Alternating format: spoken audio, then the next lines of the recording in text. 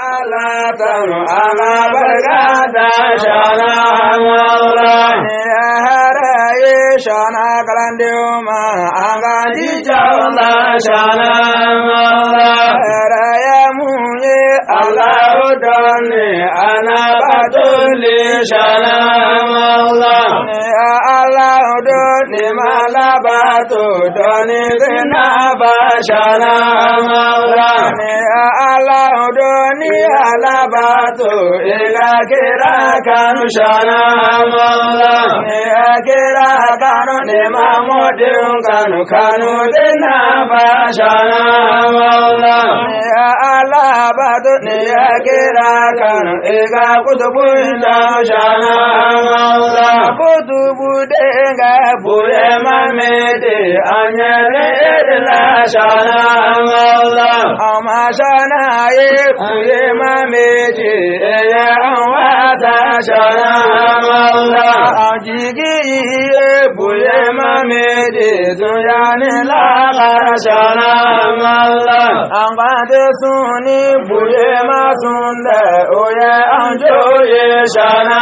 mawla angadi selini buye masale oya anjala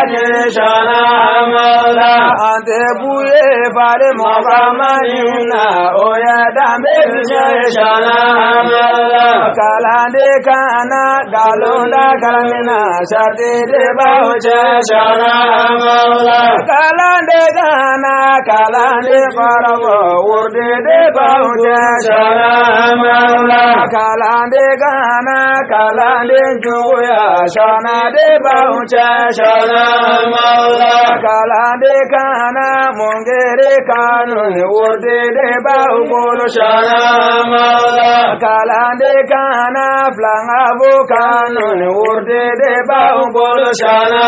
mawla kalande ya de dasawe ya fana ko sharte de ya bo shana mawla ne ka fo kante sharte de ya bo shana mawla ne ya sharti wiliki ya karamo ye obine shana de shana mawla ne ya sharti wiliki ya don baye obine shana de shana mawla ne ya sharti wiliki vise kola obine buye de shana mawla ne ya sharti wiliki ya famaye obine buye de shana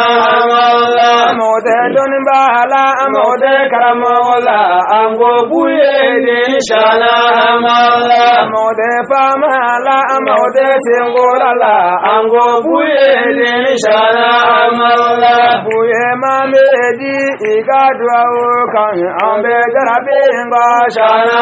mawla buye mamedi iga ambolo mena nabe tunu yaina shana mawla na ya sharti udo amake chogodo amba kuma chogodo shana mawla na ya sharti udo amake chogodo amba kuma chogodo shana mawla urde gano go sharte ga gelle alai gande me shana mawla urde gano go sharte ga gelle alai gande me shana mawla ne ya urdi mena kibe targalla sharti debi ka shana mawla kalande che mani kalande musuma sharti deba umbe ka shana mawla kalande jinini kalande goroba sharti deba umbe ka shana mawla kalande doni bani kalande doni ta sharti deba umbe ka shana mawla kalande famani kalande fanta sharti deba umbe ka shana mawla na ya sharti udo amba wasado buye mamedi la shana mawla na ma sharti udo anga wasado buye mamedi la shana mawla buye mamedi anya khalifa ima dunya ne la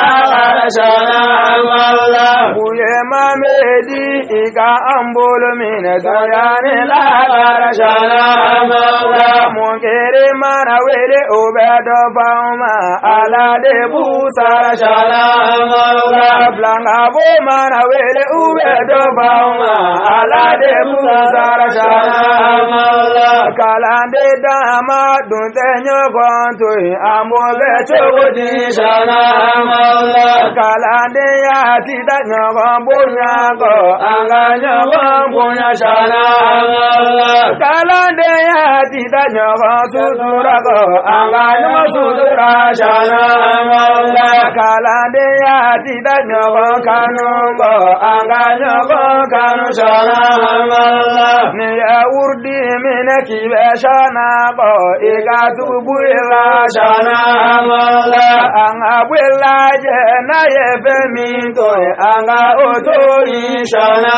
malla anga bwela je na ye feminga anga jija ola shana malla anga bwela me na ye kuma mimbo anga barako shana malla ni ya urdi fana shate kelento imombe ona fa shana malla ambani arabe aga ona bani buye barkaye shana malla ambani arabe aga on suturani buye barkaye shana malla ambani arabe aga on yeme buye mamela shana malla ambani arabe aga on bolo me buye mameli bolo shana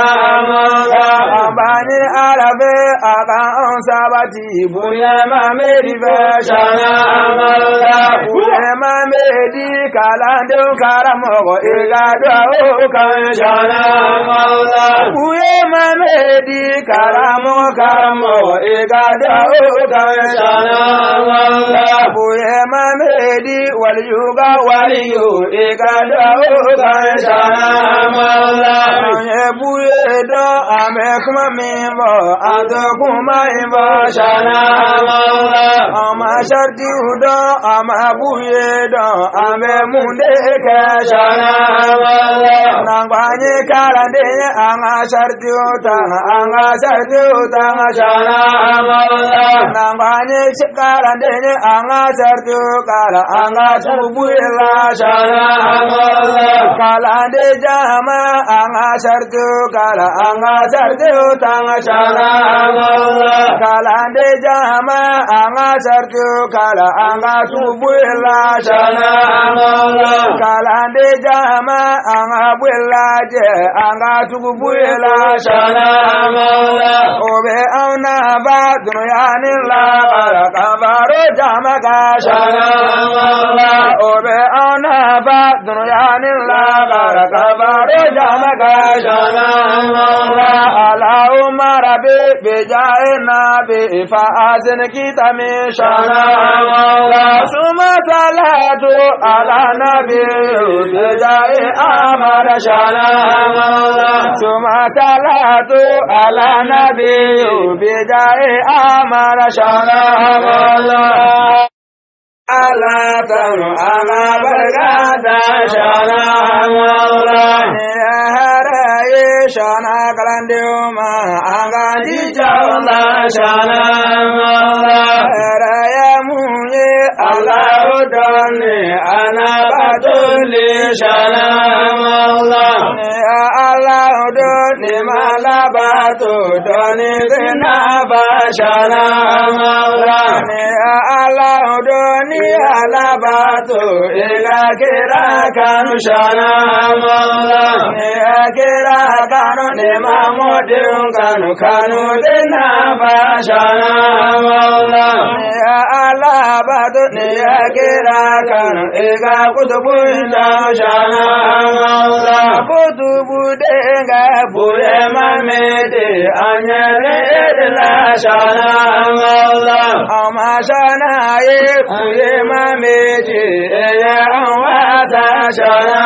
malla ajigi ye buye mamede duyani la karashana